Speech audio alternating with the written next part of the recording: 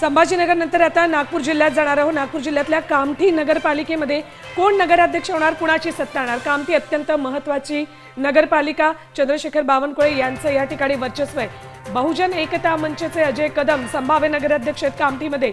बघा, अजय कदम हे बहुजन एकता मंचचे संभाव्य नगराध्यक्ष आहेत। कामठी नगरपालिकेचे संभाव्य नगराध्यक्ष आहेत ते अजय कदम, बहुजन एकता मंचचे। तर सत्ता कुणाची येणार तेही बघूयात आपण।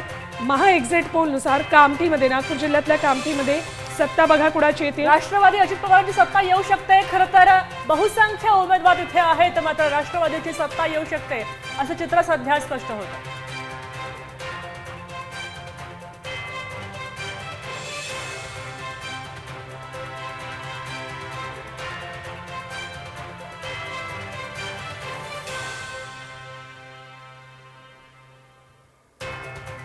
नागपूर जिल्ह्यातलीच पुढची नगरपालिका बघा, रामटेक मधलं काय चित्र आहे बघूयात आपण।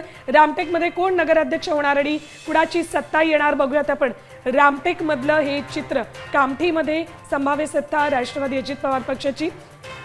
कामठी अत्यंत महत्त्वाची नगरपालिका। तर दुसरीकडे कामठीमध्ये या ठिकाणी प्रतिनिधी पराग ढोबळे उपस्थित आहेत आणि त्यांनी काय अंदाज व्यक्त केला आहे तेही आपण पाहूया।